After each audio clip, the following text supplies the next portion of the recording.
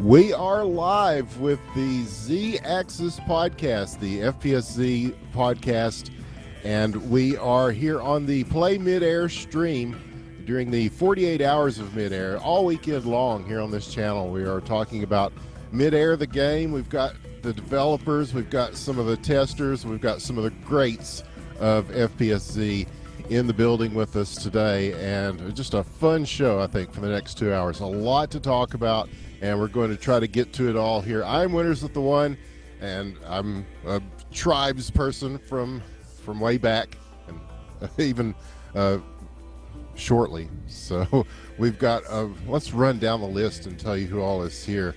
I guess we should start with BugsPray. Hello, BugsPray. Hey everybody, how you doing? I'm the CEO of Archetype Studios and the project lead on Midair. Keeping it simple, right? Yeah. I guess my experience. Played a lot of Tribes 1. I started in '98 there. I think I might have been like 11 years old or something. Then jumped into Tribes 2. Played a little bit of Tribes Vengeance. Went to Legions. At the time it was called Fallen Empire Legions.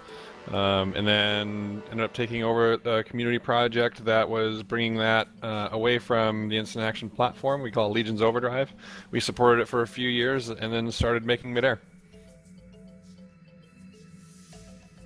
And of course we have Mabel, who is, I believe you're the lead coder. Is that your title on Midair, man? I'm designer and engine programmer, Awesome. Well, you also played a lot of Tribes Vengeance, right? Or sorry, Tribes Ascend. Oh my god. Yeah. Is there a difference? So, I don't know. I played Legions a bunch. Then I made that game run on not instant action. And then I won a bunch at TA. And now I'm making Midair. Oh yeah, you guys were the NASL champions, yeah. The 100% legitimate national champions. You have 2 of them in this room. Yes, I was on one of the top 16 teams in North America, according to NASL. We brag about that a lot. I mean, my mom always said, if you're going to do anything in life, at least try to come in 16th. So we have StealthRG. He's here. Hello, StealthRG. Hey, buddy, how's it going? Partly Dude. design, all around, good time. That's me. Awesome. And Boss Dog is in the building. Hello, Boss Dog. Hello. Oh, I'm supposed to talk about myself now? Sure, talk about yourself, man. I'm It's your birthday. mainly from Aerial Assault. They got me for that. But I played Tribes 1 mostly, but I've dabbled in all of the Tribes games except for Legion. And yeah, I'm one of the testers in this game. Cool. Glad to have you with us today. Dark Lord. Hey, Hello, I'm DL. Just DL for short? Okay. Yes, definitely. Let's not talk about it. No, I've been like Bugs, probably playing T1 since I was 11 or 12. Played T2 and specifically a lot of T2 Siege for years and years. Played Catch 22 or with them for Tribes Vengeance. Played a lot of Legions. TA was the only one I actually skipped. And now we're testing this. Cool. Glad to have you with us. Lots to talk about today. We've got Fire. You've heard Fire before if you've caught any of the Z-Axis podcasts before. He is certainly no stranger to this genre. How are you today, man? I'm doing good. So I started in Legions. I played a lot of TA, won Nassau. We kicked Proj's butt, won a bunch of money, and now I'm playing Midair. And here we are. And Japes is here. Hello, Japes. Yo, I'm Japes. You know, JP, the brand okay. For the Whichever character do you limit in TA. But yeah, I was a Kappa in TA, played with Team Flamboyant, and won quite a lot after everyone else quit. So that was It's a pretty classic. good experience. And I've been testing Midair for a few months. Oh, yeah. I remember Flamboyant, a legendary European team. And we've got Proj Definitely here. a player as well. Yeah. Speaking of legendary, here's Proj. Yeah. Hi. I started playing Tribes in Tribes 1 in '99. Started competing in 2001. off and on until about 2009, 2010 in Tribes 2, and then I did not win the NASL for TA. I was a glorious runner-up. Very disappointing. But yeah, so I have some experience, and I've dabbled competitively in other games, and now I'm testing for Midair. And last but certainly not least, we have Qualm in the building. What's up, man? How's it going? Apparently very I'm doing little. pretty Oh, there he is. Okay. So as for my experience, I've played TA. I've gone through the gambit with all the Tribes games, but I started with TA. I can do. I'm okay with that. I think I might be the only one here not associated with Midair. I'm not in testing. I'm not helping making the game or anything. I'm just here to hang out. Hopefully there's some good memes, or else I'm out. So yeah, that's me. Oh, nothing but the dankest of memes for the next 2 hours. We can guarantee that for our millions of viewers. I will hold you to that, Winters. You know it, fam.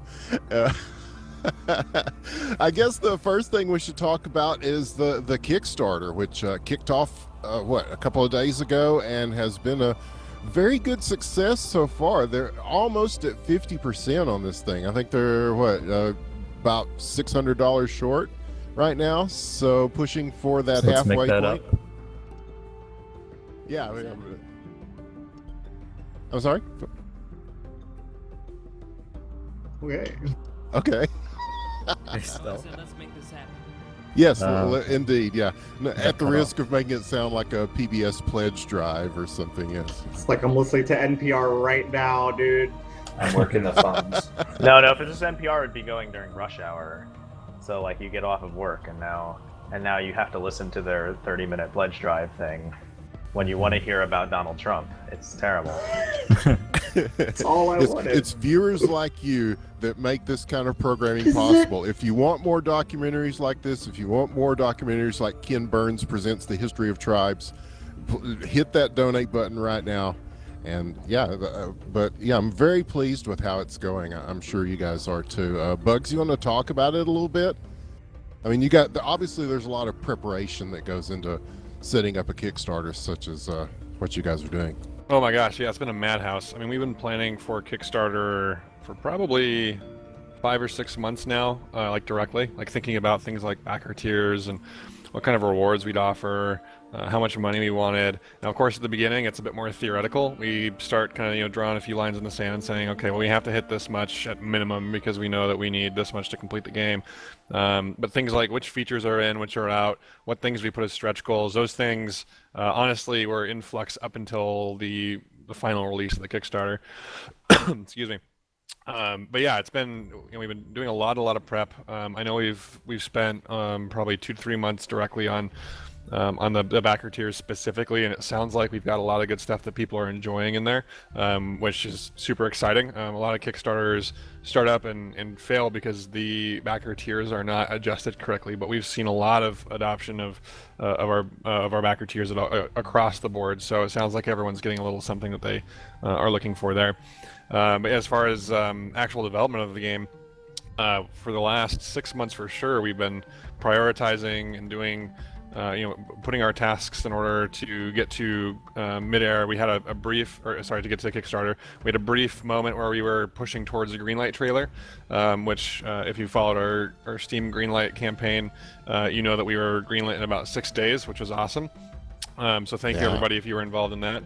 But we had kind of a brief moment where we were pushing a build to get ready for that trailer, and then after that we switched gears and went straight for Kickstarter. So it's been a lot of time coming, a lot of prep. We're talking 22 people for I think we're coming up on 2 years soon. What you see on stream is a lot of blood, sweat, and tears, and a lot of time, effort, a lot of resources, and even some of our own money being thrown into the mix. We're super excited that we finally made it to Kickstarter, and we're looking forward to the next 1.5 years of development after we complete our goal, maybe hit a few of those stretch goals, and get to build something that's going to be awesome for everyone to jump in and play. So the plan is to have a released game in about 1.5 years, approximately 18 months after the Kickstarter is done. When can people start getting in? Obviously, there are backer goals, or like if you donate a certain amount, you get in at a certain time. I saw the early bird stuff is already pretty much gone at the lower levels. Yeah, absolutely. So the lowest amount of money you can get with a little bit of access is $10, and you'll get early access open beta. Now, what that means is that basically, one and a half years from the end of the Kickstarter, we're going to be releasing the thing. So it's 18 months. If you get early access to the open beta, the open beta is 2 months before then, so 16 months after Kickstarter, but 2 months before release. The early access open beta is 15 months, so you get an extra month worth of time in there if you're backing at $10. Now, if you want to be in a closed beta, it is kind of a long time. So, like, I would highly recommend going up to at least the $30 tier if you're really interested in access, which is the closed beta. So the closed beta starts 12 months after Kickstarter, or 6 months before the full release of the game. So you get a good amount of time to be playing the game. A lot of good access to developers, get your feedback in. Now, if you're more passionate than that, and you want alpha access, which is right in the midpoint, which is basically 9 months from the end of Kickstarter, so starting in June, 9 months from then, and 9 months before the full release of the game, you need to pledge at the $70 level, which if you're in if you're in the early bird backer tier, or $75 if you miss the early bird, to get into that tier. Now, if you're really excited about the game and want to play right now, like the things that you've seen on stream right now are compelling enough for you to jump in, or you want to affect the game early on, give a lot of good feedback to the devs, then you can spend $175, get a lot of great rewards, but also get instant access to the game. So when our Kickstarter campaign ends in the beginning of June, might be about a week lead time for us to get our ducks in a row, get all the keys ready to go and sent out, get the servers ramped up. But you're going to be getting in there, basically instantaneously compared to the rest of the tiers. So those are the different ways that you can get access to the game as early as possible. Okay, awesome. And one thing I did like about it, because I've been watching all the different threads in the different places about the reaction, and there's a few people that are kind of leery of free to play because of their experiences in the past, and justifiably so, anybody that keeps up with gaming. But one thing that I did like about this is that you can go ahead and pay, what is it, $20 right now, and you get everything unlocked. It's like buying the game you can skip all the progression, and you don't have to grind or anything like that. Yeah, absolutely. And this is something that we thought long and hard about. Like, we spent probably half a year to a year thinking about just the monetization model we wanted to do with it. And we decided that we wanted kind of a hybrid model than what you might see out there for most games. A lot of games come out and say, hey, we're going to do free to play. And if you look at games like League of Legends, right, they are monetizing every new champion that comes out because you can either unlock it through, getting enough experience to the game, or you end up, just paying the money if you don't have the time to unlock it through that way. Tribes Ascend did this for a while when they came out. So, and these are actually the two examples we use in a blog post, which you should totally go read on the playmidair.com website, that outlines this kind of stuff in detail. But Tribes Ascend, when they released a new weapon, it cost some amount of experience, and they also allowed you to purchase it with gold. Now that's a distinct departure from our model, which is if you want to play free to play, don't want to pay any money for it. There's no other way to get it except for just leveling up. You either have to pay to unlock what we call a progression pass, which unlocks all gameplay forever, or you just unlock it through normal ways. But every time we come out with a new weapon, you don't have to pay some marginal increase in money to get it. If you've unlocked all the gameplay through the progression pass, and you unlock it forever. If you do it otherwise, you just have to play a little bit more. But you won't have to buy XP boosts. You won't have to buy gold or any other currency, or buy the weapons straight up. So that is a differentiating factor for our game in terms of free to play, which is an important one to think about, right? Like, other games monetize the release of new gameplay content. We are not doing that with Midair. So yeah, as you mentioned, on Kickstarter it's $20. So keep in mind that when this hits full release, this will be $30. So if you want to get in early, you can get into the early access open beta, and you can get the progression pass for as low as $20. So it's a $10 discount. Plus you get a bunch of other Kickstarter goodies. So like you get things like recognition for what you've done, like backer badges. I think you get the digital soundtrack, a couple other things. So it's a pretty good value if you are interested in kind of quote unquote buying the game and getting access to those extra Kickstarter things for a discount. So that is. Yeah, I have to agree. By Grabthar's hammer, what a savings. But yeah, definitely back this thing if you're into this sort of game, because I think I fired the game up last night, and I want to bring Mabel in now because I did get to ski around a little bit, and man, I really like the movement in it. I think you guys kind of nailed the feel. It's because I keep seeing people say, well, is it more like Tribes 1? Is it more like Tribes 2? Is it more like Legions? And it seems to kind of be a middle ground. It seems to be its own sort of thing. Yeah, I mean that was kind of the idea behind a lot of the elements of the game is to sort of pick and choose what we like the most out of all the different games and sort of find a coherent way to mix them all. And yeah, I mean I think people are just sort of used to asking these questions, but it's, I think we found a really comfortable, a pretty comfortable compromise between all the different kinds of game, and I really do like where the game's at now. There's definitely some stuff we need to work on, still physics-wise, but Well, we're still pretty early on in the process. There's plenty of time, yeah. Yeah, and I understand that you guys are kind of looking at, I mean, right now it's basic sort of LT play, which is big with the competitive scene, and so a lot of what the comp scene wants is already, short of some polish and stuff there. But I know you guys are talking about putting more of an emphasis on things like base play and vehicles and those sorts of things. Chris? Yeah, no, absolutely. Like base and vehicles are something that we do want to focus on. Now, obviously, we've spent a bunch of time doing the core gameplay because it's really like that is at the core of everything, right? It's if we don't get that right, then like what we're saying is the core weapon and physics and like networking feel is just wrong, right? So that's why what you're seeing like is very kind of focused on like a few weapons. Like you don't see a whole lot of weapons. We want to have over 10 weapons in the final release product, but we have a subset of those now. We've got just a couple armor types. We've got light, we've got heavy. We're spending our time going one by one, balancing each to make sure it's appropriate. But with that said, our vision is absolutely something that is more expansive, will be more interesting to people who played with vehicles, with turrets, base assets, assault and defensive bases. And we got some really neat ideas. A lot we'll have to prototype. Maybe we can talk about a few of those as the Kickstarter campaign goes on. But like, I'm super excited. Like I personally liked playing some of the light version of Tribes, which is like 5v5s or 7v7s, where you limit armor sets and weapon sets. But there's also a soft spot in my heart for like larger team-based games.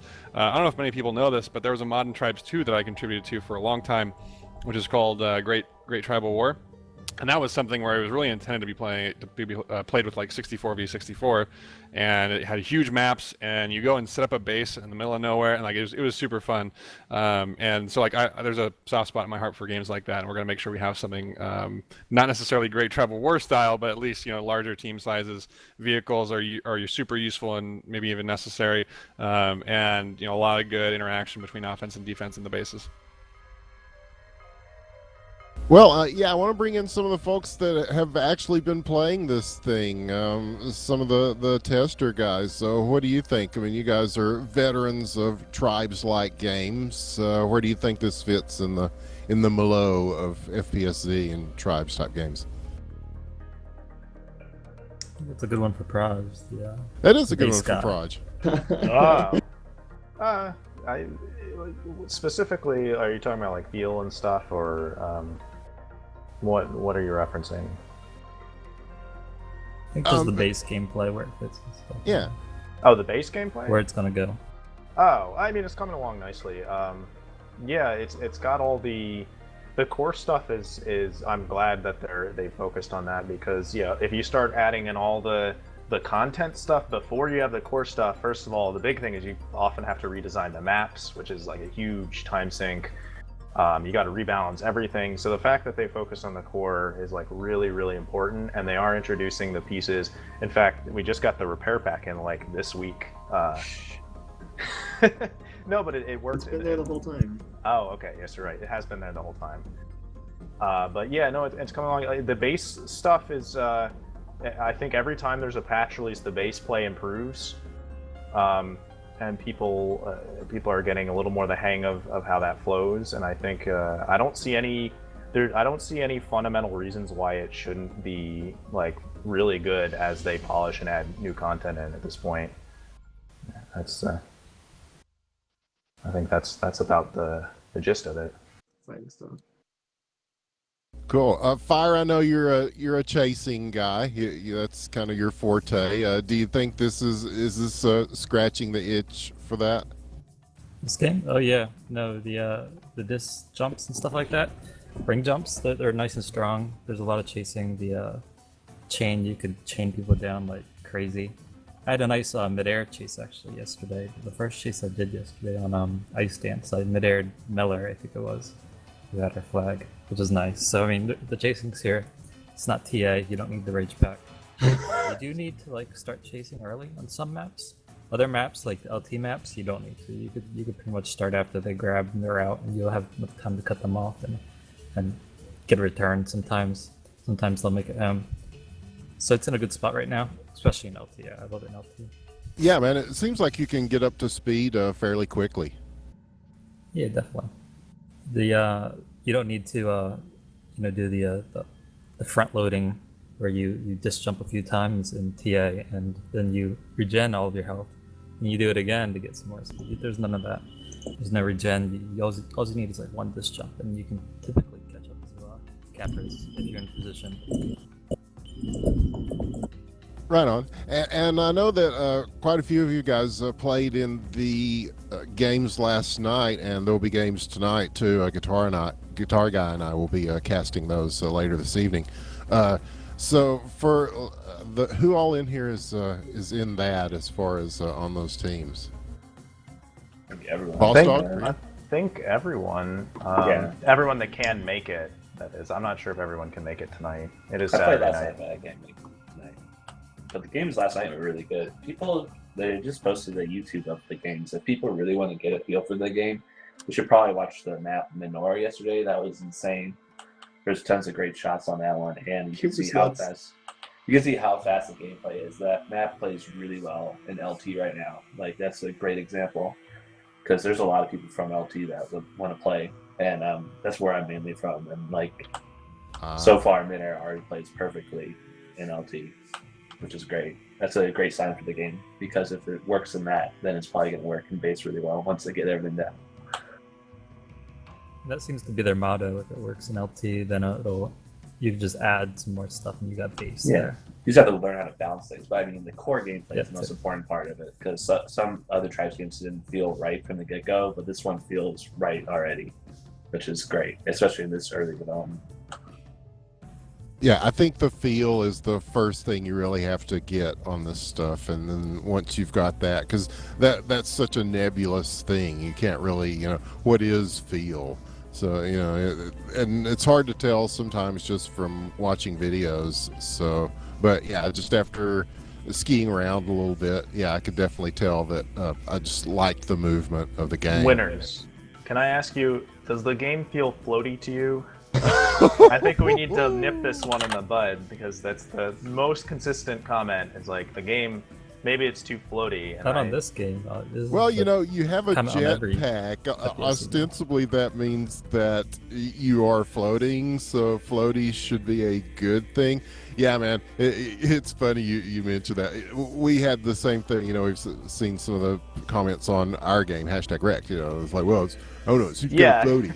It's like, well, what is float? Yes, you have a anti-gravity belt. Yeah, it's you're going to be floating around a little bit, but yeah, it seems like one of those buzzwordy things, like a tick rate. We'll be asking Mabel about tick rate here before the day is over, I'm sure. But yeah, I don't know. You're going very fast. You have a jetpack. You're in the air. Hopefully you are floating. Yes, I mean that's part of classic Tribes gameplay, I think. I can interpret it in like two ways. Maybe it's either the gravity in the game, or it's like how much jet fuel you have, and maybe Mabel wants to answer like how is it compared to other games in terms of gravity or in jet fuel. It's pretty normal. It's pretty comparable to the other games, probably. I don't specifically about jets. You're asking about like how high you can jet is not always super useful because jetting straight up is not particularly useful. Jetting up into the stratosphere can get you really high. It can do very little else. Sometimes it can do stuff, but that's true. But like most gameplay doesn't really accomplish that much. So it's the gravity's pretty normal. It's and so I don't know. I feel like we have a huge issue with that. I don't feel any difference between this and Tribes 1, whereas Tribes 2 I think has a little more gravity and less jets, it feels like, or maybe the same amount of jets and more gravity. Yeah, that's my feel on it. Yeah, that's probably true. I don't know. We do get that from a lot of T1 players, but T1 has a pretty different visuals because of how old it is. Yeah, what you're seeing actually affects how fast you think you're going, how high you think you're going, and stuff like that. Actually, it usually affects your perception of speed. Yeah, in Tribes 1, actually, when you go super high and the ground starts disappearing for you, that actually, I feel like I'm higher in Tribes 1 at this times, maybe. Because I'm like in the clouds, basically. That's what it feels like in Tribes 1 sometimes. But yeah, you could see a lot more of the map, and that might make it feel like you're going even higher than you are there, too. Yeah, a lot of this stuff, it's hard to quantify with numbers. And so I'm told that the Reflex devs got around this by just making it play a really loud noise whenever you hit the ground, like... So, that robot, that clunky robot. Yeah. I like that a lot.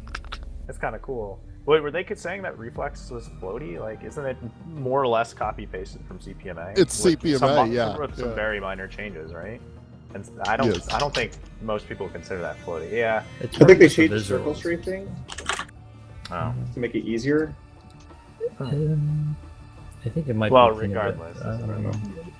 We're getting off topic, I think, a little here. Sorry. But I think generally, yeah, the floaty feel. I mean, it is a game with jetpacks. I think if you're used to the Tribes games, it's comparably similar. It's not. There's no crazy like you get like 30 seconds of hang time or something by just holding your right mouse button.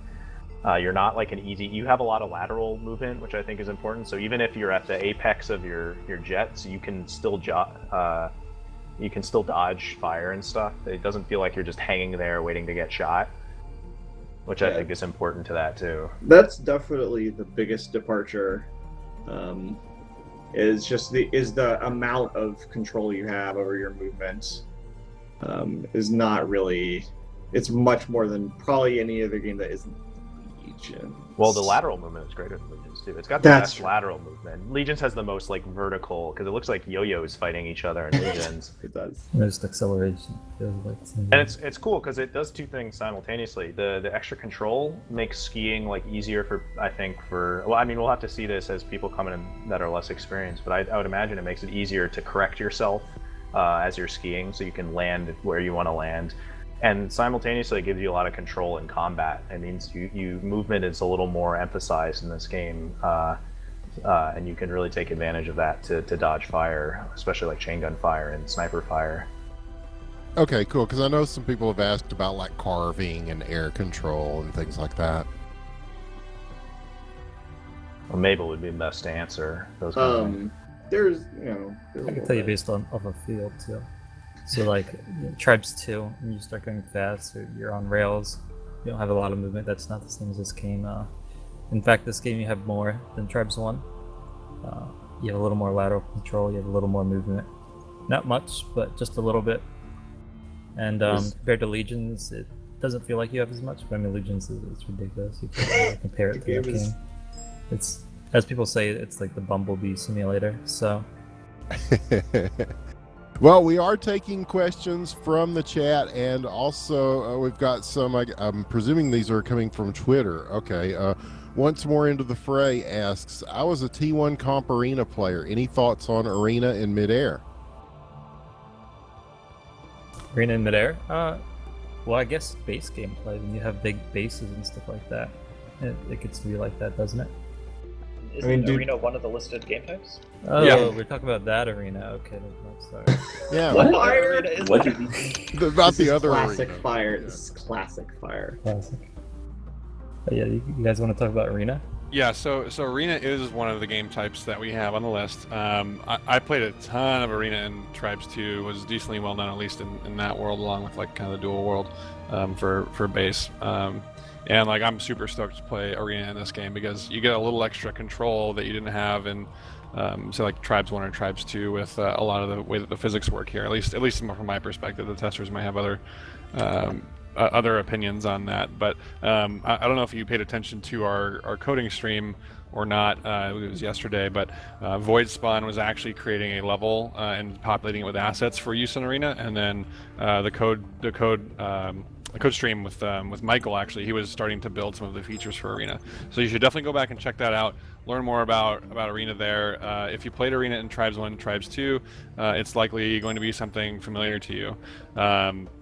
So yeah, I'm personally looking forward to it. I'm probably going to play a lot of it because I like the format of it. It's really easy to get into and play, and it's pretty intense. So that's my perspective on it. Mabel, I don't know if you have any other thoughts on it. No, that's pretty good. Okay, Promethium22 asks, are there philosophical differences in the team? Because, yeah, that's a good question, because Tribes and FPS+Z, it means a lot of different things to a lot of different people. Just ask. I mean, you know, there still kind of holy wars between whether Tribes 1 and Tribes 2, you know, were better, or whether Aerial Assault and Vengeance, I don't know. But, are there philosophical differences in the team as far as how all this plays out? Before we start talking about that, can we actually find a person that says Tribes Aerial Assault is better than anything? Because I want to meet this person. I want to know their world. Nice to meet you. Okay, I saw someone post on a forum somewhere. It might have even been Reddit, where he was like, "I can't believe everyone's giving flack to Tribes Aerial Assault. Like it was the best game, and like I played it a ton." And I was like, "With who? Like, who'd you play it with?" Oh no! I mean, could answer that. It was a neat game. Aerial Assault, right? It was sort of a neat. It's a great game. It was sort of a neat attempt at like bringing Tribes to consoles, but I think it just needed. I think it was rushed out the door and needed a lot more polish. I don't think you can really make a game like Tribes on console without gutting what it is to begin with. Man. It's like when they try to port Unreal Tournament and Quake to console. I mean, you can technically do it, but it just loses everything that makes those games like interesting. That's why, I mean, you got your Halos and stuff, which slow it down and emphasize different skill sets. That's about the best you're gonna do. Probably. But to sort of get back to the question on like you know, are there philosophical differences on the team? I'd say yes, and sort of by design. Like a lot of the people on the team have different experiences from different Tribes games. Like Mabel primarily played like Legions and Tribes Ascend, although was fairly knowledgeable on the previous games. Like I played Tribes 1 through Ascend. Davey on our team has extensive experience in Tribes 1 and Tribes 2, and also Legions. I think Simon on our team, I think he was primarily Tribes 1, wasn't he? I think so. Yeah, so like we've got like a good. I mean, it's almost like a mirror image of our testers. Like we brought in a bunch of testers from different games to make sure we were getting varied viewpoints, taking the best out of these games and bringing it into Midair. And it's the same with the dev team, right? Like that's what we're trying to do is create a game that really is the best of all worlds and you know tries to push this genre into the future. So. Cool. Well, Havoc is among us today, and he's asking, are we going to be able to VChat animate dance? Mabel, will you be able to? Me? Yeah. Could I press a button in the VGS and people can watch me whip and watch me nay nay? We are definitely. So, like clearly, cosmetics animations are a great cosmetic sort of option. So we're I guess we're gonna be looking at that. I don't know if I can make any promises. I don't know if Chris wants me to make any promises or he'll get mad. I mean, I can tell you we're going to think about it. We're going to look at it. Like it's on at least my personal list because I like that kind of stuff. It Top of the list. Yeah, it is the #1 development priority right after this stream. Actually, we're gonna go build it right now. I'm kidding, but no, I like it. I like those things from T1 and T2. And I don't know if you guys will be able to make your scripts that auto taunt people when you kill them, or play the animation 500 times in a second or whatever. Hopefully. But yeah, I guess that really that just brings, makes the game pop, when some guy's twitching 100 times. But anyway, yeah, no, Okay, we're definitely thinking about it. Yeah. On the question, yes. Okay. Yep. Sid is asking, are you guys going to continue crowdfunding post Kickstarter like some other projects have done? Will you still take donations from people, I suppose? Yeah, definitely. I mean, we've had a couple people reach out and say, hey, I really want to back. It's kind of a rough month for me, but I really want to help out and participate next month. Or, hey, I'd love to back, but I don't have a credit card. I've got PayPal or other things. So the answer is yes, we're going to find ways that you guys can help support the game and get cool stuff. You may not necessarily get everything that you've seen in Kickstarter, but we'll try and put together some things that make it worth your while. You guys considering Backer Kit? I've actually never heard of Backer Kit. What is that? It's like an extension for Kickstarter. Like if you have merch or something, like let's say someone wants to get 2 shirts, right? You can add that through this third-party system. It's all integrated through Kickstarter's API and all. Check it out. Yeah. Okay. Yeah. Well, yeah. Thank you for that. We'll go take a look at it. Okay. Obvious Cough has a game engine question. What API are you focusing on? Because UE4 supports a lot of API, and he is curious, as are we all who work with UE4. There are a lot of API. I don't know what exactly you're talking about. Presumably, I'm going to assume that you're asking about what graphics backend that we use. Unreal 4 uses, I think by default right now it uses DX11 on Vista and up. So DX11 where available on Windows, and OpenGL on XP, although I don't feel that we're targeting 32-bit platforms right now. Okay. The DX12 performance is always improving, and the guys over at Microsoft actually regularly commits changes to the UE4 DX11 renderer, the UE4 DX12 renderer. So if we just keep up to date with that, which we have so far been doing a job of, then we should see some nice improvements in that by the time of release. I'm not sure what the status on defaults when available will be then, but it's in the cards. Okay, is optimization an important thing? Because I know for every one person that has some badass computer, there's 10 people that are running on potatoes, and I know that, well, a lot of people, yeah. And so I know that UE4 kind of leaves a lot of room for that. Is that something you guys are going to be looking at probably towards the end of the cycle before release? Yeah, I mean, you have to keep an eye on it all the way through. You can't just do really silly things the whole production, because you just end up with too much content that you have to fix at the end, and it's just way too much work to actually be done feasibly. But we're always keeping an eye on it. It's not as good as we'd like it to be, to be totally honest. But it's early days, so. Sure. EC Lee wants to know if there's going to be a competitive ladder type system within the game, or will there just be external ladder sites like the return of TWL to do all this stuff?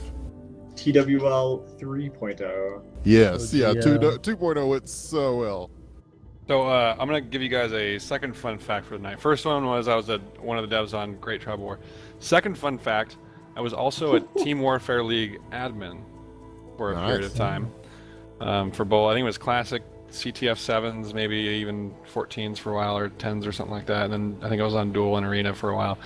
But back when there were a bunch of teams. There were probably thousands and thousands of teams on there at that time when I was an admin.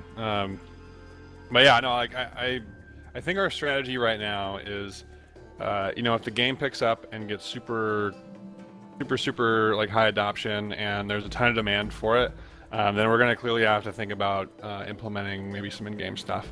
Right now, I mean, we're an indie team. We've got to figure out where to spend our resources. And, you know, there are a bunch of great members in our community who are totally into building systems like this, like through websites and things like that. And so I think what we're going to do is allow the kind of esports scene, the competitive scene to evolve kind of organically. And allow like these kind of people to get really involved, to become a part of like what Midair is on a release, and so like I said, unless we end up raising, you know, $10 million or something like that, we'll probably end up kind of allowing the community to take over in that regard. Now with that said, if you take a look at our stretch goals, we do have some interesting things that we want to use to support the competitive scene, and one in particular is the pickup game matchmaking system. Let me double check on which tier that's at, but we can talk a little bit about this, at least kind of where our thoughts are at right now on this. So the pickup game matchmaking system is at the $275,000 tier, and when we hit that, we basically want to build this system that allows you to jump into a matchmaking system specifically for pickup games. You know, it's a bit more serious. It allows you to, you know, do this kind of captain and position stuff, and get into a game where it's not just a bunch of public players running around having fun, right?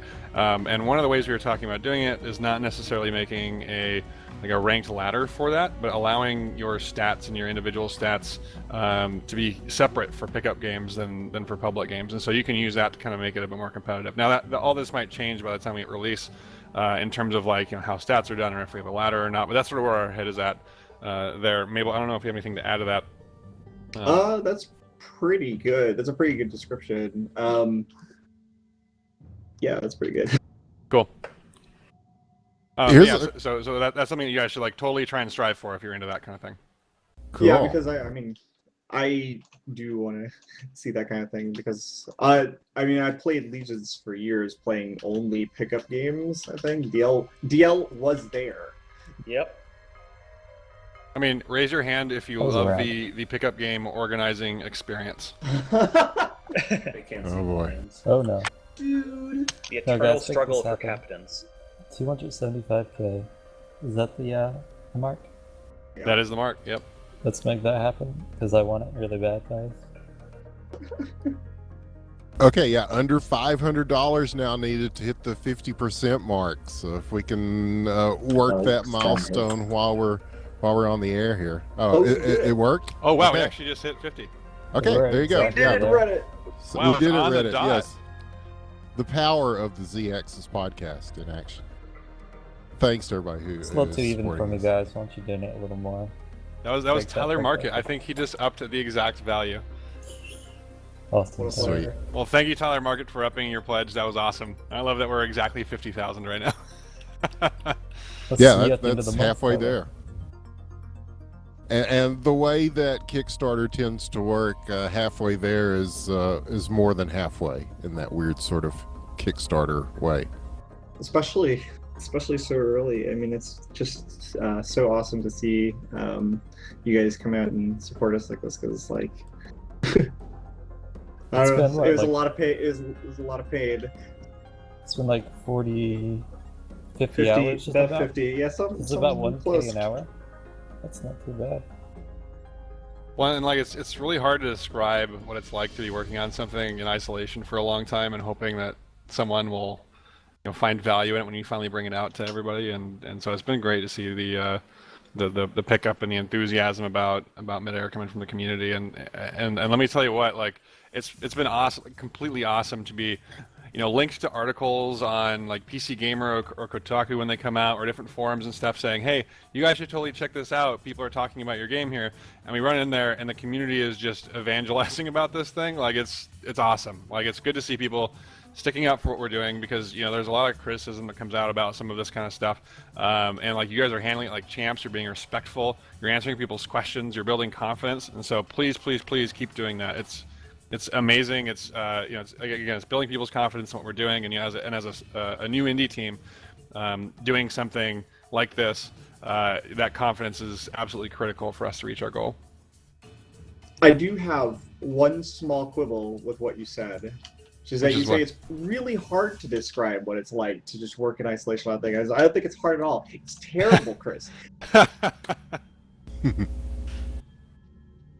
Well, here's a question about the game capping. How long does an average capping run take? Like going to the base, or starting at the base, getting the grab, and bringing it back? Oh, GP, how long does it take?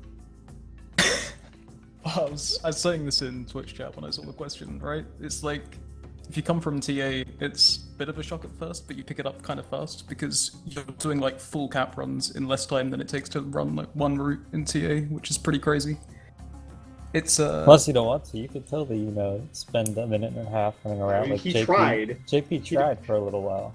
I mean, I tried for like the first day or so, and then I realized, oh, hang on, you can just run like 10-second front routes and just be back home within like 25 seconds of starting your route, and it's great. I don't know, I really, really liked it coming in from TA. It's just, it felt super easy to pick up in comparison to like learning to ski in the first place in TA. The physics and stuff in general lend themselves to just naturally skiing. It's just, you don't have to learn to build up speed and run these massive long like autism memory routes that TA capping is kind of known for, Yeah. So no, I really like it. I know Descolada is always trying to push the boundary on how quick he can go from base to flag. He's one of our testers. And I think just the other day he was coming up with stuff on Crossfire where he's like, oh yeah, I can grab the flag 10 seconds from cross verdant. Wow, that was bad. They're the same. Yeah, he's saying 30 seconds in here. I think Desco was grabbing like 10 seconds after spawn. And the nice thing about that is you're like, oh well, that sounds ridiculous, but that's like a front route, right? So when you run a front route like that, all those routes you sort of sacrifice your setup time for a route that's very chaseable. So there's these things. I know Boss Dog was running yesterday. He looped around really wide and verdant, and actually threw for a loop, and he came in really fast from the side. So he was taking a little longer setup and having one that was much harder to chase. So there's always those opportunity costs associated with running longer routes or shorter routes. Yeah, there's multiple things you can do. Like I have like a 35-second back cap on verdant, but if I grab, I'm home, I'm gone. But there's a lot of options. Like I have this 10-second front grab, but it's really chaseable, but it's good for e-grabs and things like that. Like there's lots of variety in how you can cap. It's not like TA, which I felt was like rails. Like you had to do all this crazy stuff to just get any speed and get any type of momentum. Like there's lots of options you have here. Blitz tried to bring back the front routes. They tried really hard. They worked for a few games. The front of blitzes, as they're known as. On Crossfire of all maps. And Dry Dot. Oh my god.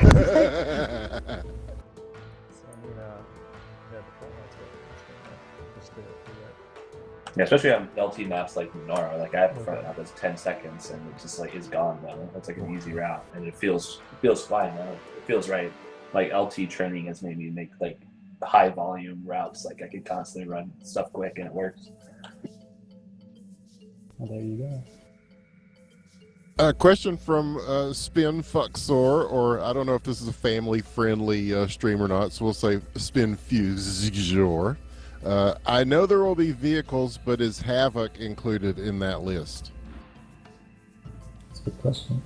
Well, I think we talked about this before Kickstarter, and the answer is essentially yeah. Like what is equivalent of the Havoc will be in Midair. You will be able to pick up your group of heavies, your team, your squad, fly across the map, drop them off, and kind of destroy the enemy base as quickly as you'd like. Okay, Solar Eagle wants to know a simple question: is there a melee? So not right now. It's not super important, to be honest. So if when we're ruthlessly triaging features or whatever, it's not it wasn't high on the list to make it in yet. But yeah, I mean, it's another button, which is middle mouse, man, middle mouse. Yeah, middle mouse touches middle mouse. It is, yeah, but it is another button. Mabel, when you're talking about like it's another button, like what are you kind of referring to there? Oh, sorry. It's another keybind that we need, and it's already getting kind of bleak. We're Can you describe the keybind situation compared to the Tribes 2 multiple tax document full of Oh, dude. keybinds. If any of you have ever loaded up T2 and you look at the keybinds, you just scroll down and down and down, and it just never stops. And we're I think not quite that bad yet, but it is not looking good. I think in Tribes 2 I literally have I have to have like 3/4 of my keys bound just for like playing Tribes 2. Plus I have Shift, Control, and Alt modifiers for several of them. I mean, I have keys bound to semicolon in Tribes 2. I'm not even joking. It gets a little ridiculous, and I like some of the stuff in this is nicely. Mabel talks about getting floated, but I know one of the things he's emphasized is like cutting down on some of that just obnoxious amount of key stuff. And a lot of those things don't need to exist with better UIs and things like that. You don't. I mean, T2 is an old game, so hopefully a lot of that stuff will be cut down and it becomes a lot more playable for people just jumping in. Okay. And Gigabit, no, I'm not 5 minutes in the past. We're trying to get to everybody's questions here, and so yeah, I'm just a little behind on trying to make sure we get as many of these answered as we can. Boto1 way back wanted to know, implementing a website store or Steam Early Access only? Website store or Steam. Oh, are you saying like can you buy it through the website or buy it through Steam? So the only way that you're gonna be able to get the game right now that we have planned is through Steam. We may like have a button or something on the website that takes you to Steam, but Steam is how we're distributing the game. I hope that answers your question. Yeah, it's just less development work. I mean, honestly, there's no reason for us to implement that if we're already going to be using Steam. It's just a bunch of work for us. It's security sensitive work, so it's worse than normal. It's just like all bad. So. Dr. Killinger from Hell Legit Games wants to know how balance between heavies and lights is going to work. Excitingly. In an exciting way. There you go. So, Proj, you played... the Tribes 2 Classic, where heavies and lights were extremely well balanced with each other. Yes. Well, I mean, the nice thing is that, so they're using more of a classic Tribes 1, Tribes 2 inventory system where you suit up and spawn. I assume, maybe we can get to this later, that there might be maps where you suit up and spawn, or pseudo spawn where you like spawn next to an invincible inventory, so it's essentially the same thing. That could be like a map design decision, but for like most of the base maps, it's sort of like, you spawn in some naked armor, so you have no pack, you have like blaster, chain gun, ring launcher, you suit up, and then you go attack. And the nice part about this is that it lets you actually create more asymmetry between lights and heavies, because to suit up in heavy, you have to go into your base, you have to find a working inventory, you gotta suit up, you gotta leave your base, and then you can cross the map, right? And that takes a long time, so there's this opportunity cost just built in to being a heavy. So you get like, you can create like a bigger reward for that, and you can, if you wanna stop heavies, you can also stop them by attacking the base. And that creates, I think that allows you to create heavies that are more asymmetrically different from lights, which means you can give them a boost a little bit in power. They're great at 1v1. You can make them like these really like semi-tank type things. And it does work out because they're so immobile that even if you don't directly engage them in a light, you can just move away from them, right? And that's what you're actually supposed to do in T2 Classic competition, right? That was one of the things you did. You don't just engage with them directly because they'll beat you in a 1v1, but you can double team them.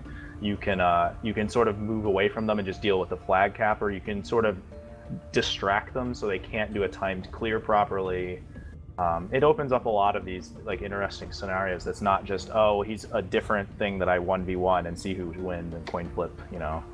I think that makes the game ultimately more interesting. Absolutely, yeah. How much health percentage does the railgun take out of a light on hit, and are there headshots that count for more? Exactly 50, not right now. Okay. We're not totally totally like sold on headshots. I mean, there's good and bad things about them. It's hard because honestly, like anyone who I still struggle to believe anyone who tells you that they go for an individual headshot like will get it on that. Like, In a game this fast, yeah. Yeah, I mean, particularly with lights, that's the case. I don't really see it. I'm not the best sniper in the world, but I'm not bad.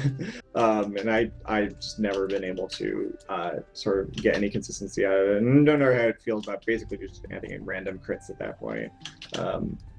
Yeah. But you know, we're lucky at it because it does. There are useful parts about that in terms of being able to take down heavies and stuff.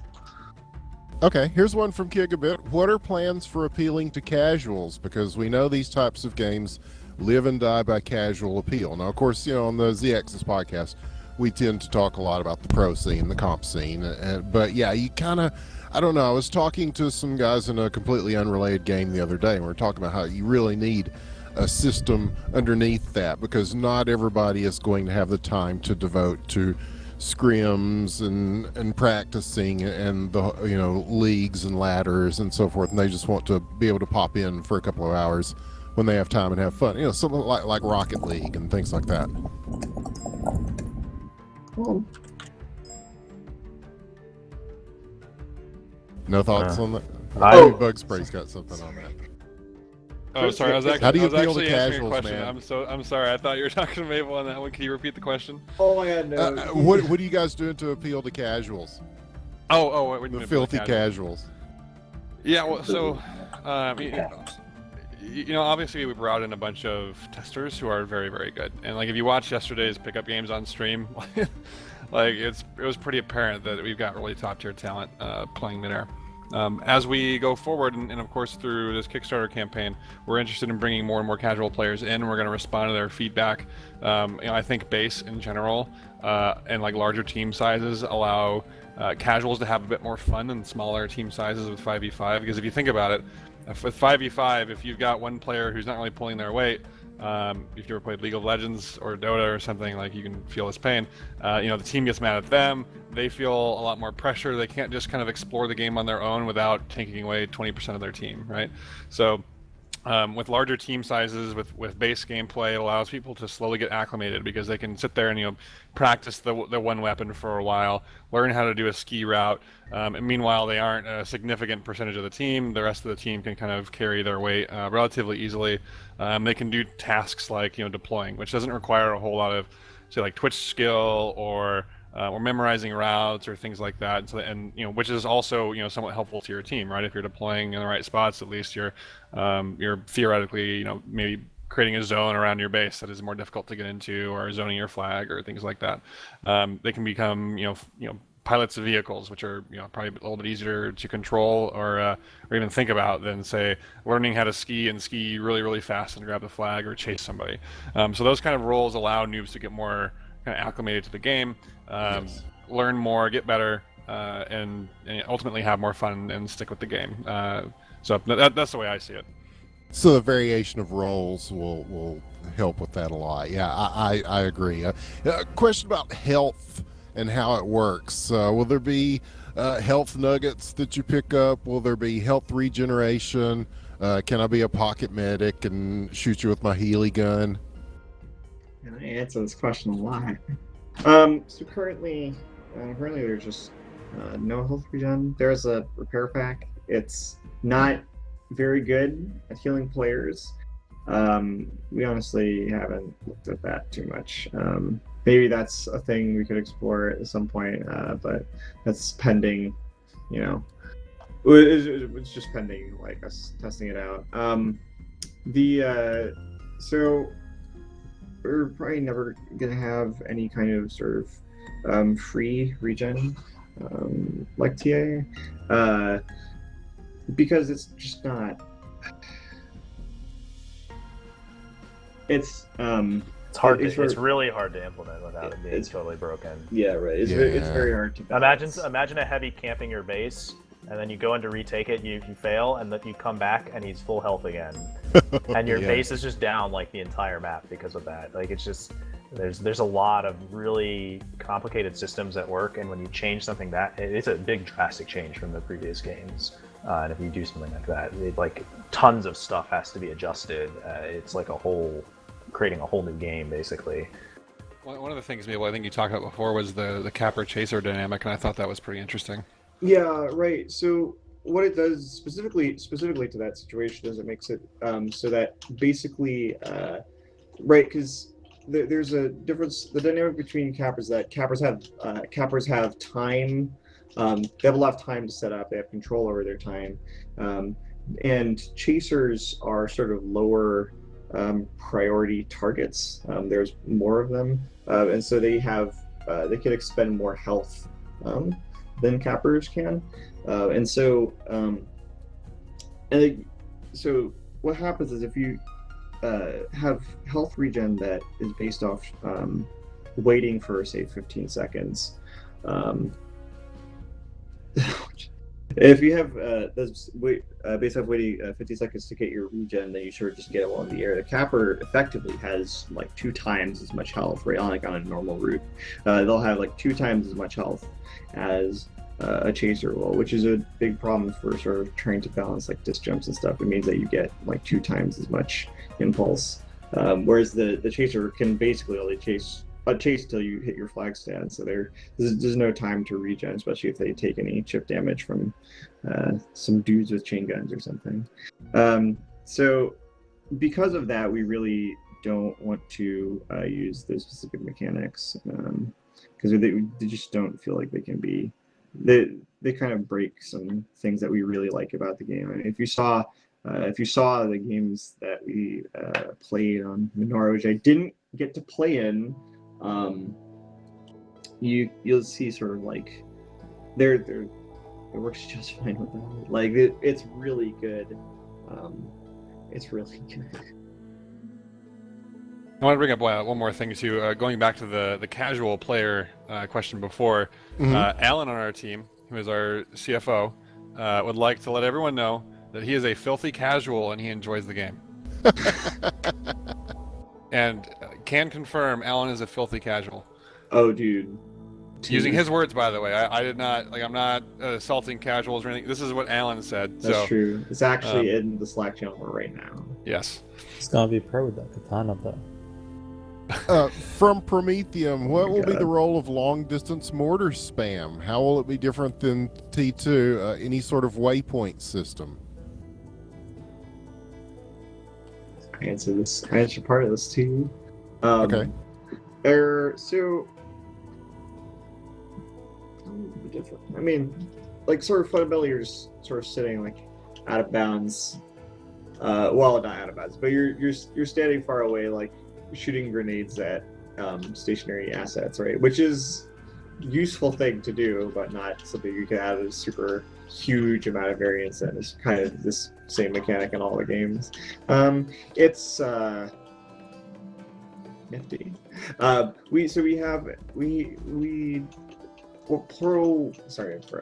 competitive players do in other games. They have basically scripts that give them angles to shoot at to like hit specific assets and stuff from certain like spam spots. And so what we're thinking, we thought about doing is sort of integrating like the target painter as something that you can use for yourself to mark targets to give you basically angles that you can fire at, so you can stand sort of and spam without sort of needing to remember like, okay, so if we look like 3 pixels to the left of like this cloud, like the second cloud, right?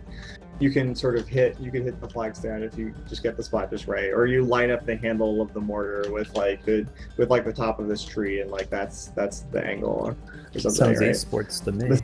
Yeah. Would Seems something good, like doesn't that apply to the tank-like vehicle too? Because I know there was some talk about making it where you can kind of drop anchor in one spot and kind of plant yourself with the tank and lob shots at people. Oh, we've got plans. We've got plans.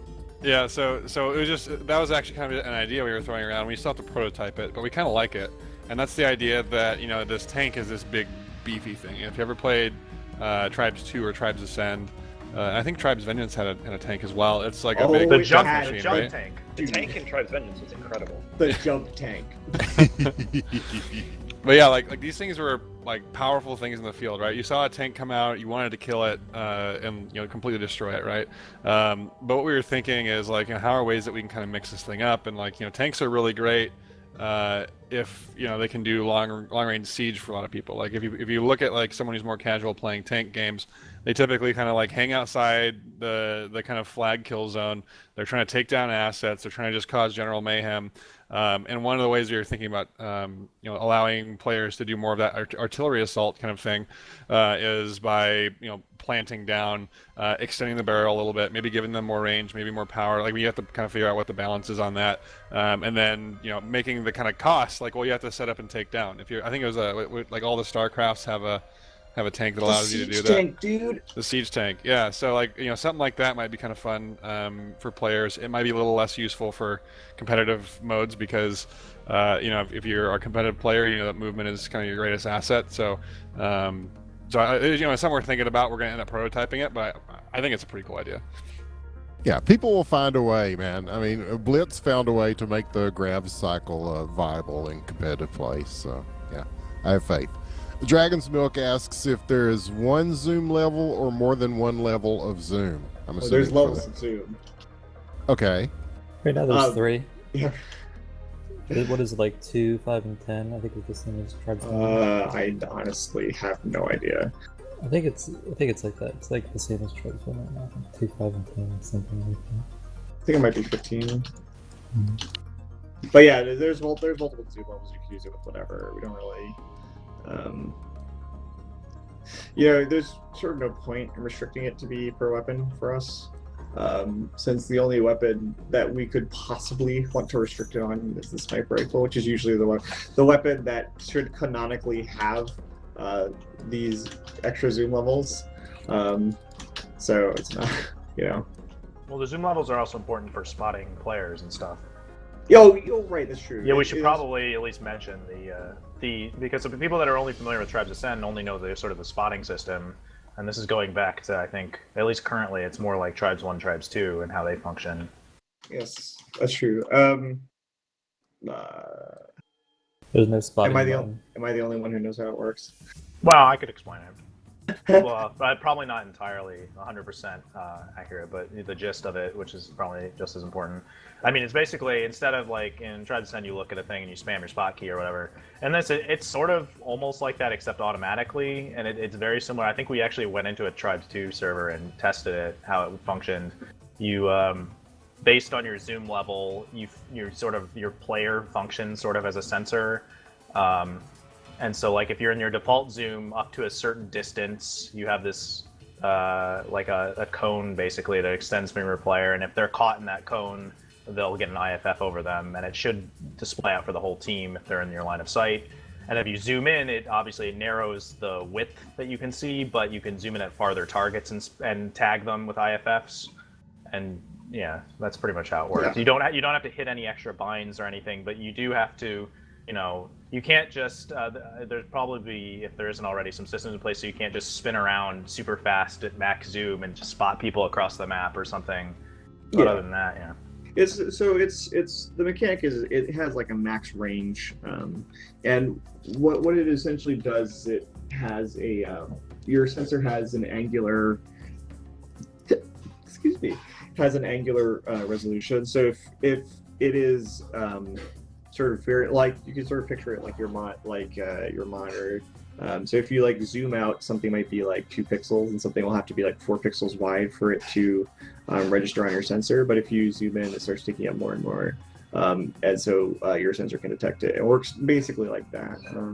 The plan is to have like some limits on acquisition time, and we also have limits on just hard limits on the range at which you can spot things, which things get marked for being on. For IFS, for a particular sensor like you, or sensors that you put out, or something else. Okay, there is a cloaking mechanism, I understand. Does it render the Sure. player completely invisible? No. No, you can technically. Well, Technically actually, being the key word. Wow. Yeah. Like the Predator or whatever? If it bleeds, we can kill it. Well, I I don't know It's about kind of a that. shimmery. I assume right now the cloak is still a work in progress. The cloak is a work in progress. Yeah, It's you there, could- but yeah, it's kind of yeah, not we need balanced to- with everything else. Yes, we need to work on sound levels and the level of sort of distortion that we have on that effect and other things. But you know, it's not totally invisible. I mean, that can be an issue. I don't know. We'll see. Okay, Arcadus wants to know if there's an IFF that lets you know where an enemy capper is, or is it like T1 with no happy flag? Oh no, you can see the enemy when you're holding the flag. You're visible to everyone all the time, because that's how it is, and you're just gonna have to deal with it. Okay, well, I guess people will. Now, I know that you guys are talking about having the community be able to do maps. Is that still something that is going to happen? And just out of curiosity, at release time, how many maps are you shooting for as far as including in the game? Just a rough ballpark. Well, you can see it in the campaign. Yeah, so in the campaign, if you go to the Kickstarter page, I will paste right now a link to the Kickstarter page. Okay. And you scroll down to the stretch goals, you'll see that we have a ton of great stretch goal options, and what you're referring to is the community map making system, and that is our $300 stretch goal, or $300,000 stretch goal. Now, when we talk about these stretch goals and doing community map making on release, those are very specific words we're using, and what that means is that we believe community map making is crucial for games like this, because a different map usually results in a very different gameplay experience, and so the game has more longevity. People who are creative types enjoy creating new experiences for players to play, and so we think it's really important, which means that we're going to try, even if we don't hit that stretch goal, to get that in after release. Can't make any guarantees on the when, because it depends on the number of resources we have and how the game's doing and that sort of thing. But our goal is to hit that 300,000 mark and then have that ready for you, available on release. Okay, so map making is not off the table.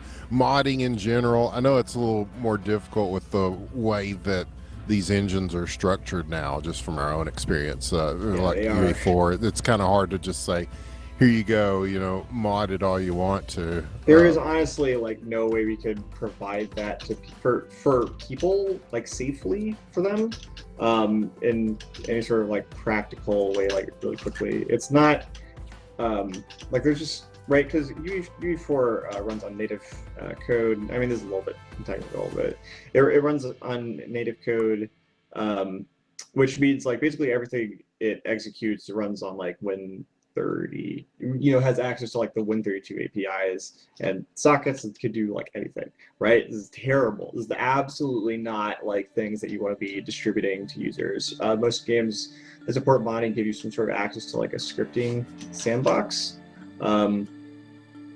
which has a scripting language that really only has access to some game APIs, to do things fiddle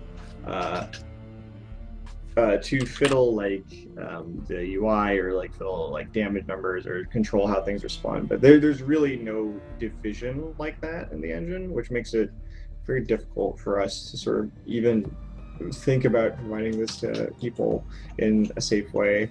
And I mean, some of that's just most of those the decisions of that were out of our hands to begin with.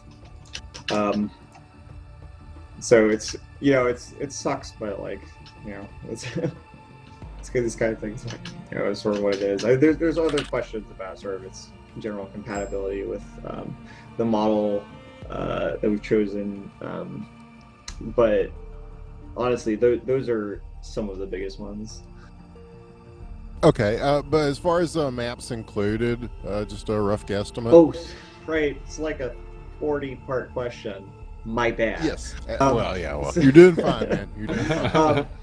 So I don't know if we even thought about that, to be honest. I mean, we've already got 3 maps that have at least a decent amount or more amount of art in them that play fairly well. So, I mean, at least 3. We're clearly going to be working on a lot more. And of course, as we get more tile sets, those maps are going to be, looking better and better and more varied. So if you haven't checked out the stretch goals yet, there are a couple different stretch goal tiers that, when we hit those, we'll actually be adding more and more tile sets available for release. But if I had to kind of throw a number out there, and don't hold me to this, I'd probably say at least 10. I'd probably want to shoot for 15. I think it's a pretty solid number for a release of a first-person shooter nowadays. Sure. I mean, how many maps does Overwatch have? Anyone know? I want to say like 10. 9 or 12. Do they have 10 or 12, I think. 10 or 12? Yeah, I mean, it's like 3 per game mode. At least 2 of those are just horrendous. Right, and people are going to take the shittiest map out of all those and run a 24/7 server of it anyway, right? I mean, that is... Catabatic, baby. Oh. Yeah. Let's be honest. That is not the worst map that ships with T2. Yeah. Oh, there is Dust to Dust and Recolescence and Thin Ice and all sorts of goodies with T2. That is not even close. Oh, River Dance. Yeah, don't forget. I mean, that wasn't River Dance was. Let's just say this: River Dance was an above-average Tribes 2 on release map. Take that as you will. Is Pandemonium a release map? No, it wasn't. It was originally one of the XX or X2 map packs, which I think was from Australia. I want to say it was Australian originally. Actually, but at the same time, Tribes 2 had some cool maps like Damnation and Minotaur were both in the release, and those are 2 of the best maps in Tribes 2. So it wasn't all bad. Well, and also something to think about, and what we are thinking about for sure on the team is like, well, we want to have enough variety for people who play the game in different ways. So we talked earlier about like casual versus really hardcore competitive, and even kind of in between, right? Where if you think about like super hardcore competitive, might be 5v5s, limited loadouts, that sort of thing. Pretty competitive might be like playing base mode, but with maybe 7s or 8s or something like that. Okay. And then pretty competitive. Pretty competitive. Well, I will not go further into what is competitive or not, but you gotta get the idea. Is like it's a little more difficult to field a team and that sort of thing. And then you hit like the 16v16, which is clearly a more casual kind of game mode. People there like to play more with vehicles, more with base assets, and so if you even have 3 maps available for each of those kind of players, then that's 9 maps already, right? So I think that's a pretty good baseline, is around that 10 mark. I'd like to have more to give even more variety, but I think that's a good kind of way to think about it. They've already got 3 arted maps that they were mentioning. There's a ton of maps that people haven't seen. A lot of them are actually playable too. They're just they're very rough visually. I mean, we saw part of one of them yesterday. Yeah, the last one we played, Raidus. That one has, I think, untextured bases and stuff, but it's very playable. And there's some other maps like that.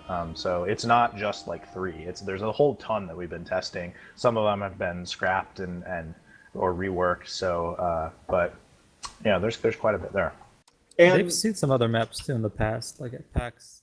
PAX videos. They saw, some other. There's some other ones that you want to go back and look back at those. So I think I've counted like in my head like at least 10 I've tested or more, and some of those definitely just need to be scrapped though. But okay, springboarding off that a little bit, will people be able to run their own servers? So I don't know what kind of infrastructure you guys have in mind. If there'll be dedicated server software, if you guys are going to be working with companies that rent servers, or if it's going to be spun up through a cloud system. So we actually have a blog post about this, so if you haven't read it yet, definitely go and check it out. And Winters, I know you read it, and we're just talking about this in general, but like just for everyone else out there, like you guys should totally go read it, because we go into depth about that kind of stuff. But to kind of give you an answer now on stream, right now we have kind of 2 ways that we're thinking about people getting into games. One is through a matchmaking system, and that is sort of like a big play now button, right? You hit the play now, it drops you into a game. You don't need to think about going through a server browser or picking game types or anything like that. You just go play. The second is the ability to go into custom servers. And if you've played like a lot of modern games, many of them have this, and that is kind of your typical server browser where admins can set up their own servers and put their own name out there, control which games are played, which maps are played, player limits, those sorts of things, even things like maybe passwords or overflow, stuff like that. And so we want to have that experience because we do know that there are a lot of players, especially when we're reaching out to more casual players or players who have never heard of this game. We want them to be able to jump into a game as quickly as possible with matchmaking and get into the experience that is Midair. But we also want the people who really like to curate their experiences through servers and controlling that sort of environment, having admins. We want to allow them to build communities and friendships and teams and that sort of thing. So absolutely, we want to cater to both. Now, the specific technical question of whether or not we will have our own servers that we sell to you, or like maybe you just spin up and then they're temporary, versus us giving you a server binary and you running it on a server host. Our current plan right now is to work with server partners, and so we want to give you a selection of things that you can then spin up. They've got all the stuff they need. You don't need to worry about administration on the back end, like, oh, how do I get this executable to work? Am I using the right operating system? What about the bandwidth and all that kind of stuff? So we're trying to work with server partners. Right now we have a great one in brandzone.com. We're still working with him on ways to allow us to do that. But if you know Brandon from Brandzone, he's done a great job in supporting the FPS+Z genre for a long time. So he's a great partner. We're super excited to work with him. He's already hosting servers for us for our testers, and again, he's been a great partner. So cool. So it'll be that's sort of another our strategy. internet success story. Yeah, yeah. Basically, it's basically that good. But again, we're hoping to give you choice, right? We want to give you choice in location. We want you to get maybe choice in provider and that sort of thing. That way, you don't feel shoehorned into a couple servers that don't give you the kind of quality you want or the location you want. Also, by the way, I have someone who wants to say hi. I don't know if you can see in TeamSpeak here, but on webcam, I've got a kitty. His name's Mowgli from the Jungle Book. He is adorable, and he just decided to come say hi. And now he's biting me, and now he's running off. Okay. Bye, Mowgli. Oh, yeah. Well, we promised dank memes, and we threw cats into the mix, so I think we're providing a fine bit of entertainment for all the folks here on the 48 Hours of Midair stream. Promethium22, he's been providing a lot of really good questions here, and he's got another one. All things being equal, including skill, should a light with a spin fuser or a light with an automatic win in a duel? Do you think it should be equal? This is also a question that relates to movement. I think this is the eternal disc versus chain gun question here, guys. I can BugsPray mutes in frickin' TS3 right then. Yeah, it's all you, man. So I can tell you, in the combat right now, the chain versus disc balance is the best it's been in the game. So you look at T1, if you actually try to duel with a chain, it's not really that fun. Chain is just by far better than any of the other weapons. You can stay at mid distance and you're just spamming chain. You don't have to get in any distance to actually get hit by a grenade or disc. Even though it is best to use them all, but so much of it just evolves into chain where you can't go into the air, otherwise you get chained or stuck to the ground. But right now in this game, that's one of the reasons why people are seeing a lot of mid-airs. So the disc is a little faster in this game, but that's the balance, the combat, I feel like. So there's a lot of disc usage, way more than Tribes 2 in combat, even more than Tribes 1, unless you're playing disc only or something. And a lot of that is just because the chain gun isn't so ridiculously overpowering like it was. So good. What you're talking about. I think it took 5 bullets in T1 to kill someone without a health pack, and then 7 with health pack. And then I think they ended up nerfing it to 6 to 8 eventually, but so 6 bullets will kill you, 8 with the health pack.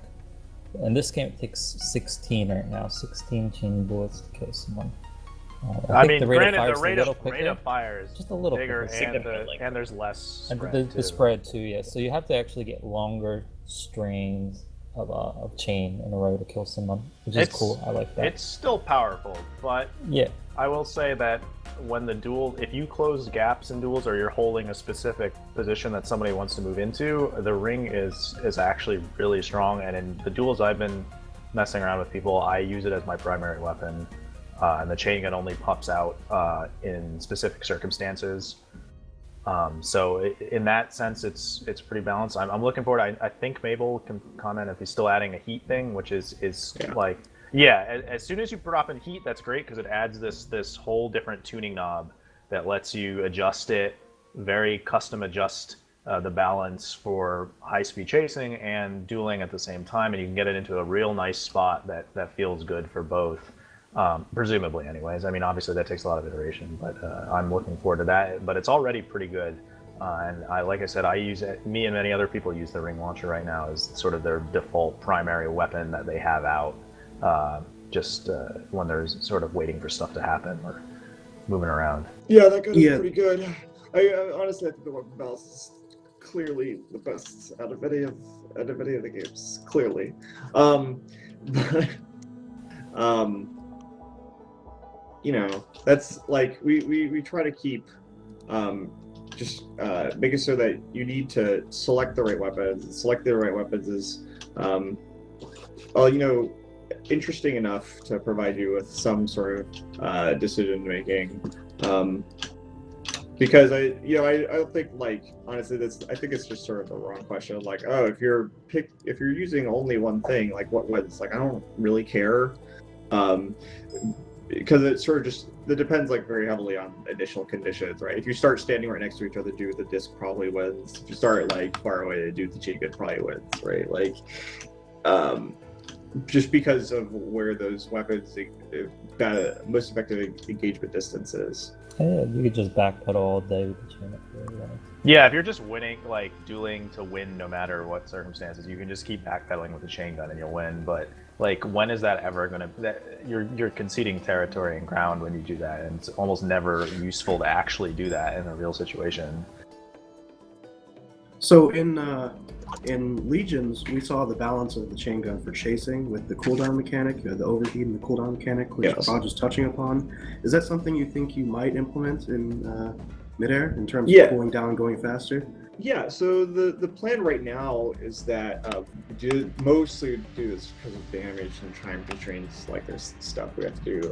It's got some networking implications because we lag comp like everything, which is great, but like terrible because it means we have to Unreal have very great systems for us to sort of do that stuff automatically, so we end up writing a lot of that code manually because it's less work than writing the automatic system. So what Mabel means is it's great for everyone except for him. Yeah, it's pretty terrible. But once we get that, then we'll be in a good place to actually add that mechanic. It's, you know, a lot of things got sort of pushed back so we could do all this stuff for y'all. Get some cool streams going with some cool gameplay. Yeah, it's not, the balance isn't perfect. We still have to tweak the CG. It's probably still overpowering in duels, even though it's better than it was before. Jesus. Yeah. Well, you don't know about the old CG.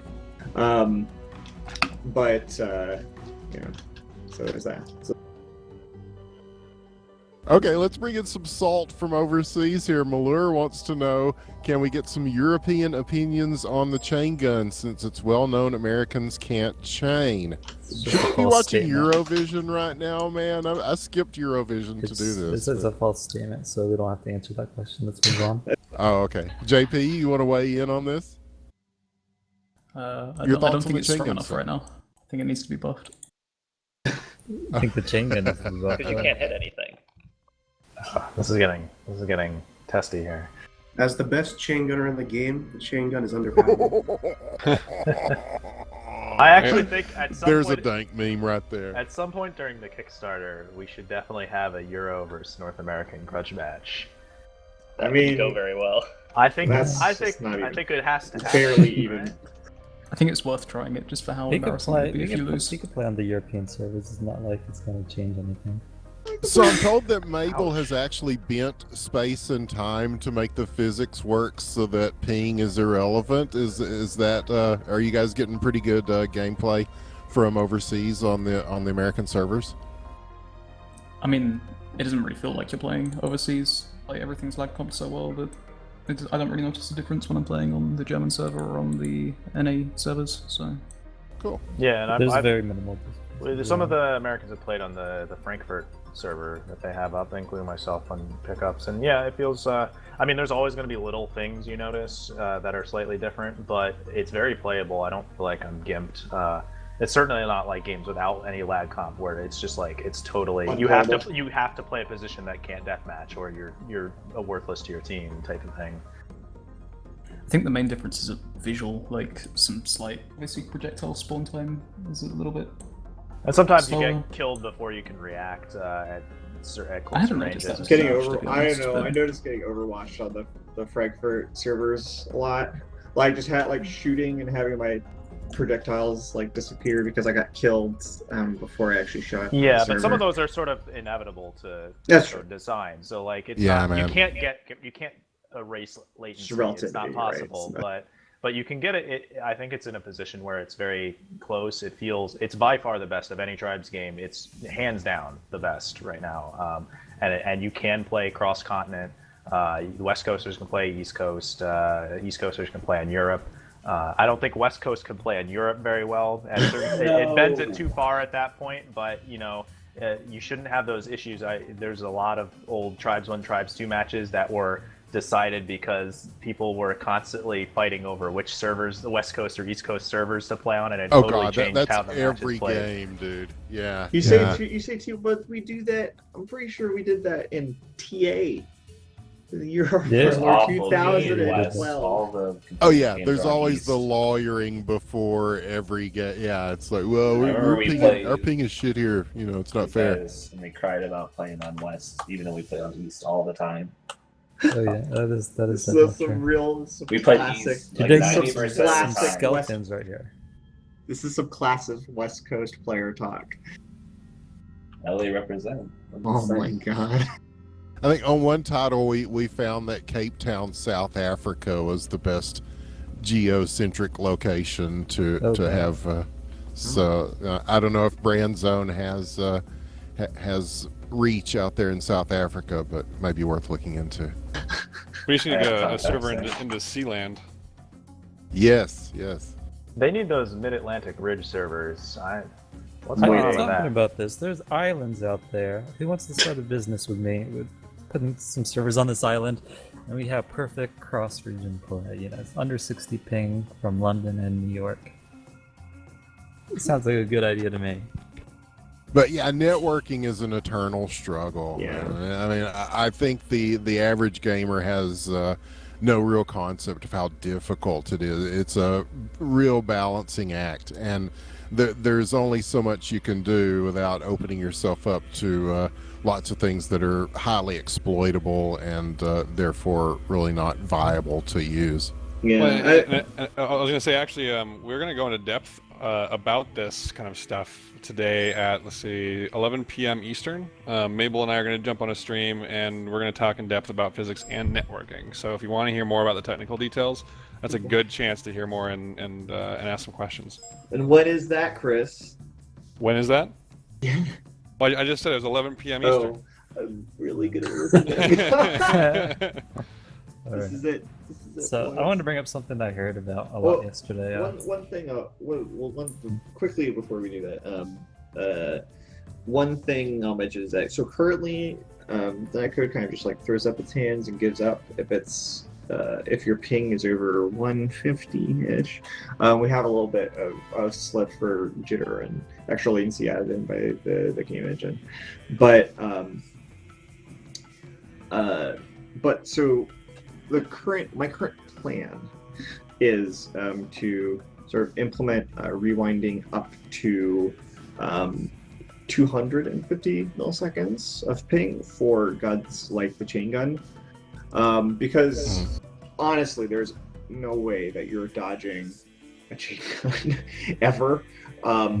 Right, so it's sort of just like the knowledge that it's being shot at me, and so I need to dodge it, right? Like, that's kind of what we can do. You create, you move in patterns that make you less likely to get hit rather than dodging individual shots. Yeah, right. So there's no real feasible way for you to dodge individual shots. So we don't consider it as strictly bounded. That's why we have such a...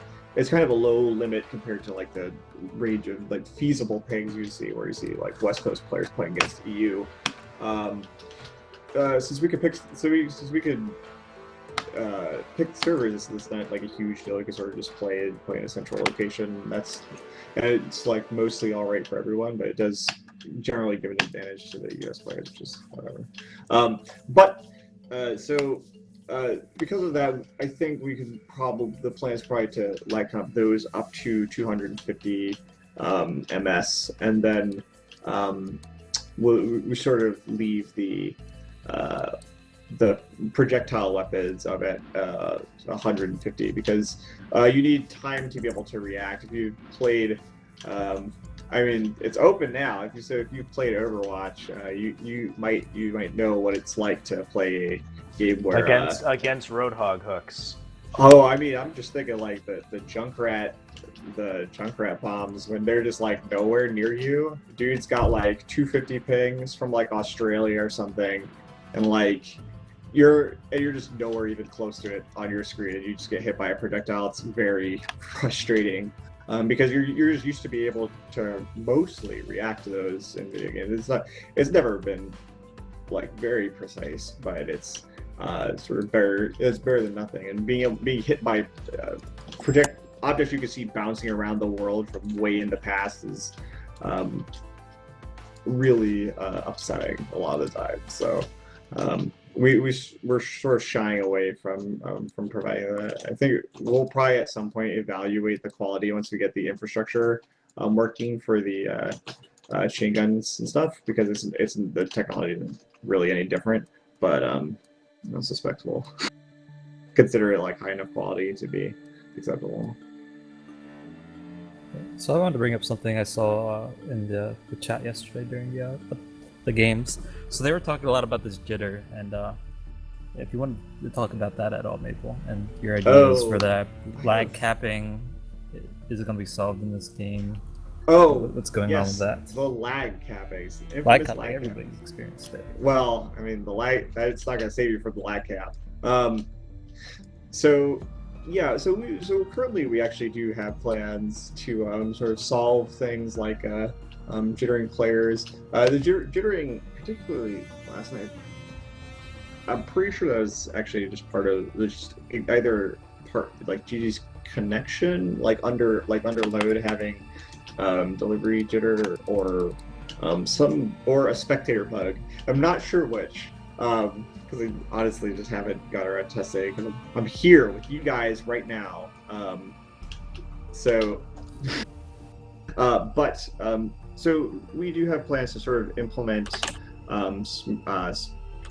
basically like a smoothing scheme for players, so where we can sort of see. Well, I'll talk more about the details later, I guess, because it's not super interesting to most people. But the plan is actually to basically smooth out players who have variable packet delivery times, so people who are lagging stuff, and sort of punish them more than we punish everyone else who's trying to shoot at them. Because honestly, it's just like when someone that, I'm not gonna name names, JP, but when someone's warping around, it can be a real chore to even be able to like hit them at all, let alone hit them with the consistency that you need to play the game.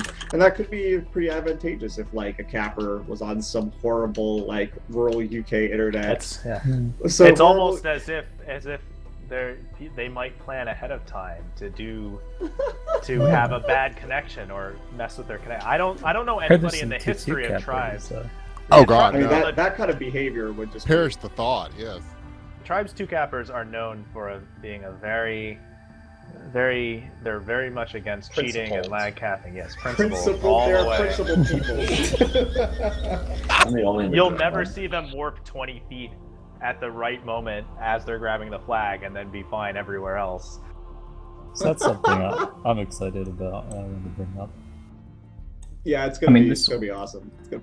This all just seems like learn to play issues on you guys' end. I don't know. Well, I have some videos, JP. I'm pretty sure. Oh, do we have videos? We have videos. Okay. Well, we've almost hit the end of our show here. Almost, but not quite. Well, certainly not the end of programming here on the Play Midair stream. It's going to be going all afternoon and evening. In fact, I will be back later, 8 p.m. Eastern, I believe it is, to Cast with Guitar Guy, and you'll see a lot of these guys in action. See them quit working the mouth and start working the hands. You'll see some show match stuff, but there is programming in between up until that point and post that point. So, but we want to again thank everybody. The Kickstarter is now over 50%, and so that's it's a good run, and hopefully you guys can keep it going. Don't forget, it's just $20. I mean, that's less than what Bernie Sanders is asking for, and you get everything completely unlocked for that. So it's a bargain at any price. I think it's a project that's worthy of being backed, which is something you can't always say about Kickstarter, but we won't go there. I think this is a great thing for FPS+Z in general. If you love these sort of games, and obviously you do, or else you wouldn't be sitting here listening to us jacking our jaws for the last couple of hours. So we thank you for being part of it. I want to give everybody a chance to do final thoughts and shout outs before we get out of here. We'll work from bottom to the top of the TeamSpeak I'm looking at here. Qualm, anything you want to add to the proceedings, shout outs and so forth? Yeah, no, just best of luck with your project. Really looking forward to it. Been advertising for my 3 Twitter followers for you guys for months now. Nice. Yeah, I'm expecting you guys to go real far with your stretch goals. So best of luck. Shout outs to all you guys. Keep doing keep on rocking in the free world. Proj, it's always good to have your thoughts and insights on all this stuff. Anything you want to add to this before we get out of here? Thank you for having me. Thanks for the devs for putting all the work in. I'm not doing any of the work that they're doing, and I can tell you it feels like they've been working overtime on 2 jobs. So I hope everyone shows their gratitude. It's obviously a lot of work, and a lot of them have day jobs on top of this too. It's really crazy. And of course, I really encourage everyone to check out the pickup games, the show match stuff, starting at 8 p.m. if they really want to see sort of raw, uncut footage of how the game plays, and they missed it yesterday. I encourage everyone to check that out. Yeah, I will definitely be there. JP, how about you, man? I'll just shout out all UK ISPs. Out to Richard Branson and all the people who, the Virgin Internet. Fire? Okay, so I'm a well-known paid shill for this game, so I'll just say... Always he ever. I'll just say 175, guys, come get smoked. $175, that's all it takes. Oh yeah, match me. If you really hate someone here, I know a lot of people seem to really hate Proj and the Tribes One community. $175 and you get a chance.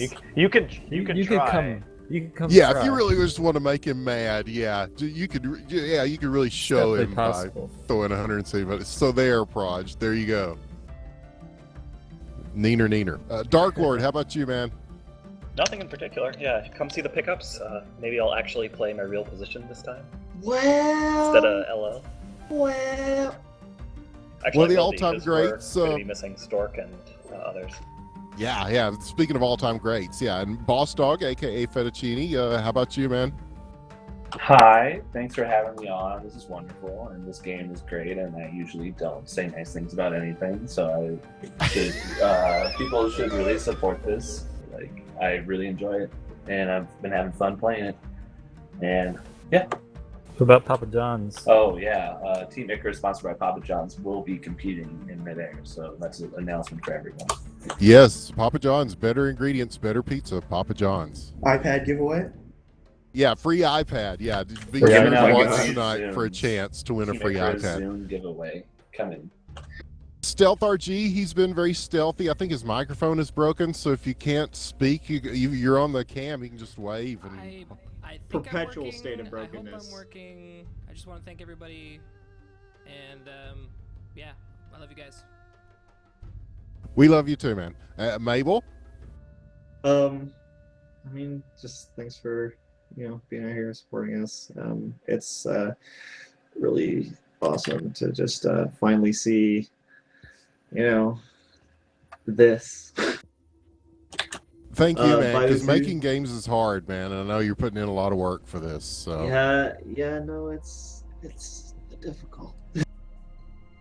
And Bugs? Unless Mabel had more to say. Usually he doesn't. This is this is basically more the most, for both. basically the most that's ever happened. And the post podcast shout outs, I think we'll wrap the.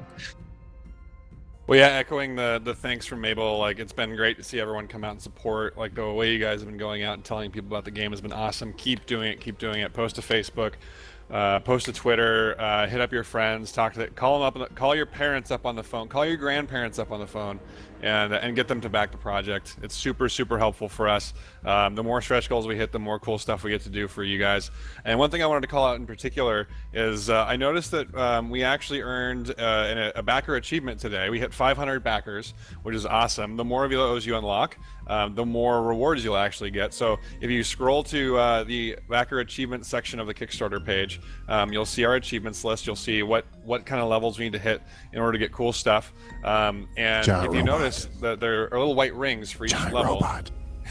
Oh yeah, there is a stretch goal of the mech, which is also pretty important. But if you go to the achievement section, Very important. you'll see little blue rings around some of these levels that actually have extra rewards in them. So you can unlock achievements in general to get kind of, as you unlock 5 achievements or 10 achievements, you'll get rewards. But also there are some of those hidden ones.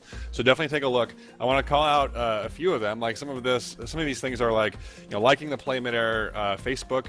It's getting more and more backers. It's getting YouTube subscribers. Twitter followers. So if you're kind of on the fence about backing or want maybe a low effort way of supporting us, or if you've already backed and want to keep on pushing and pushing, do some of this stuff. It's going to help us out. It's going to help us get the word out. When you subscribe to these things, you're not going to get a bunch of spam. You're going to get some high quality content, us telling you about where the game is going, when there are Twitch streams, that sort of thing. And then there are actually a few fun ones on there. I don't know if you've seen that, but one of them is post 10 selfies with Chibi Allen. This is super easy for you guys to do.